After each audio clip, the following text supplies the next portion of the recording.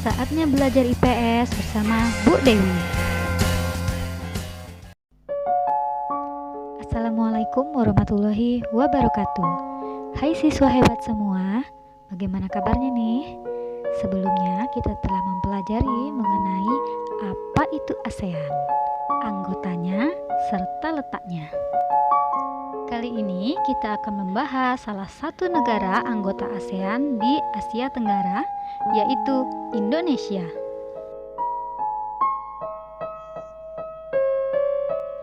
Sebagai negara yang memiliki bentuk pemerintahan berupa republik, Indonesia dipimpin oleh kepala negara dan kepala pemerintahan yang sama, yaitu presiden.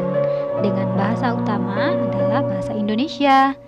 Sedangkan agama utama yang terdapat di Indonesia yaitu Islam, Kristen, Hindu, Buddha, Katolik, dan Konghucu. Suku bangsa yang ada di Indonesia sangat banyak. Menurut sensus yang dilakukan BPS pada tahun 2010, terdapat setidaknya 1.340 suku bangsa seperti Jawa, Sunda, Batak, Minang, Asmat, Madura, Sasak, dan sebagainya. Dengan penduduk yang sangat banyak, yaitu 262 juta jiwa pada tahun 2017, memiliki mata uang berupa rupiah, dan hari kemerdekaannya adalah pada tanggal 17 Agustus 1945 dengan lagu kebangsaan Indonesia Raya. Sebagai negara dengan pulau terbesar di dunia, Indonesia disebut sebagai negara maritim. Menurut Badan Informasi Geospasial Indonesia, Indonesia terdapat hampir lebih dari 13.500 pulau dengan luas daratan sebesar 1.922.570 km persegi dan luas perairan sebesar 3.257.483 km persegi. Wow, sungguh luas ya. Secara geografis, Indonesia terletak di antara dua benua dan dua samudra, tepat sekali berupa persilangan. Dan secara astronomis, Indonesia terletak di antara 95 derajat bujur timur sampai 141 derajat bujur timur dan 6 derajat lintang utara sampai 11 derajat lintang selatan. Secara geologis, Indonesia merupakan daerah pertemuan antara deretan pegunungan Sirkum Pasifik dan Sirkum Mediterania. Selain itu, Indonesia juga merupakan tempat di mana ada pertemuan antara lempeng Asia, Indo-Australia, dan lempeng dasar Samudra Pasifik. Karena itu, tidak heran kita, manusia atau masyarakat Indonesia, sering merasakan gempa dan sebagainya karena Indonesia berada di daerah yang tidak stabil alias labil. Ya, seperti adanya banyaknya gunung api, sering terjadi gempa tektonik maupun vulkanik. Namun demikian, kekayaan alam Indonesia juga banyak loh dari hal itu.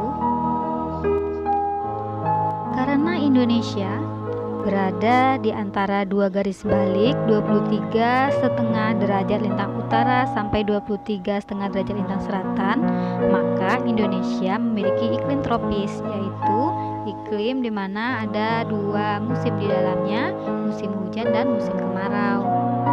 Nah, karena posisi Indonesia tersebut, maka bentang alam di Indonesia ini sangat beragam. Hal ini bisa kita lihat dari permukaan bumi, di mana ketinggian Indonesia ini tidak sama dan memiliki beberapa relief atau keragaman ketinggian. Nah, relief tersebut ini antara lain yang pertama adalah pegunungan, di mana pegunungan besar yang terdapat di Indonesia itu ada dua, yaitu Sirkum Pasifik dan Sirkum Mediterranean. Sirkum Pasifik ini melalui Sulawesi menuju Maluku, Irian, dan Halmahera. Sedangkan Sirkum Mediterranean ini meliputi dua jalur busur, yaitu busur luar dan busur dalam. Jika busur luar ini melalui Sumatera menuju Jawa, Bali, sampai akhirnya ke Ambon. Sedangkan busur luar ini melalui Pulau Simelu, Nias, Batu, Mentawai, ke Jawa, Pulau Roti, Timor, Kepulauan Leti, hingga akhirnya sampai ke Kepulauan Maluku.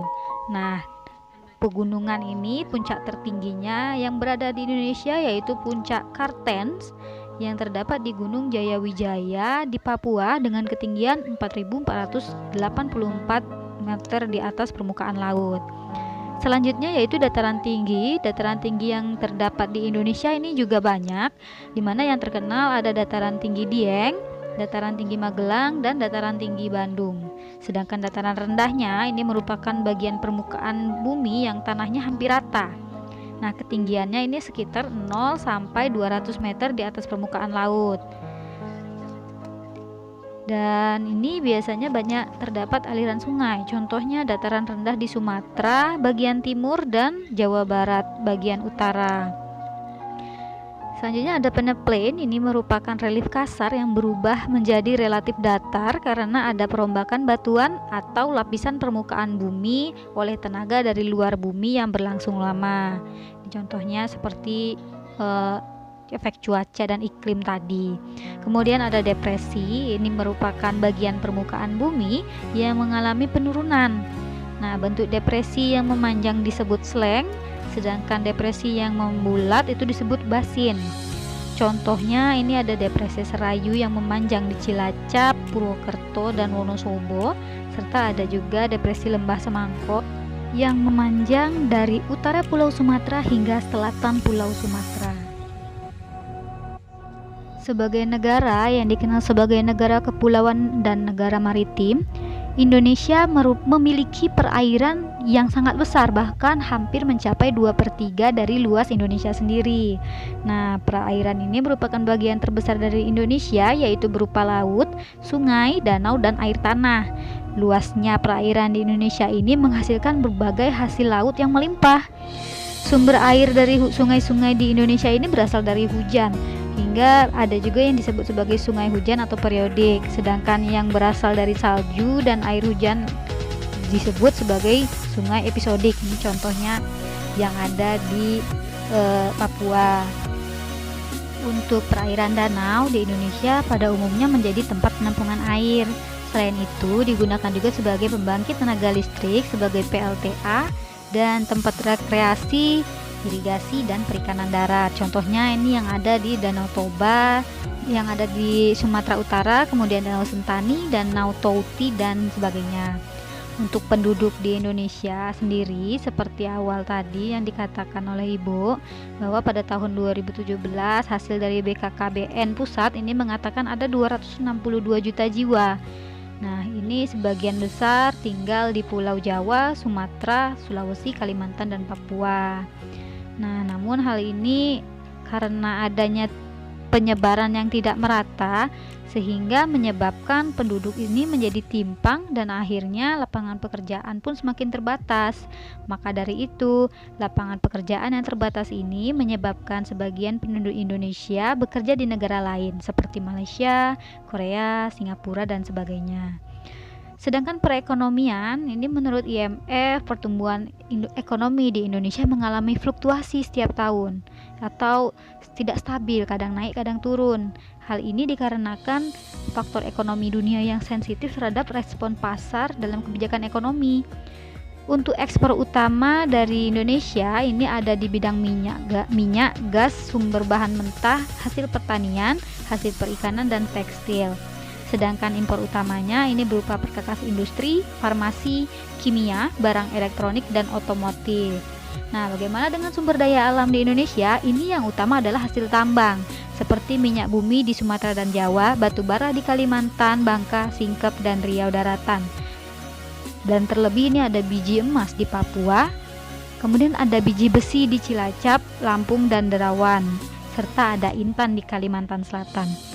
Kerjasama yang dilakukan oleh Indonesia ini ada yang bentuknya bilateral, regional, dan multilateral. Bilateral ini lebih menitik beratkan pada sektor ekonomi yang berupa ekspor dan impor, seperti Indonesia mengekspor hasil hutan ke Jepang. Kemudian secara regional, kerjasama regional ini meliputi satu kawasan regional dengan negara lain, suatu organisasi yang bekerja sama dengan Indonesia dengan organisasi internasional, misalnya seperti ASEAN tadi. Nah, kerjasama ini tidak hanya dari segi ekspor dan impor, melainkan juga ada kerjasama di bidang sosial, politik, keamanan dan budaya, bahkan pendidikan seperti pertukaran pelajar. Sekian materi kita kali ini. Jika ada yang mau ditanyakan, yuk kita diskusikan di grup PS kita bersama. Assalamualaikum warahmatullahi wabarakatuh dan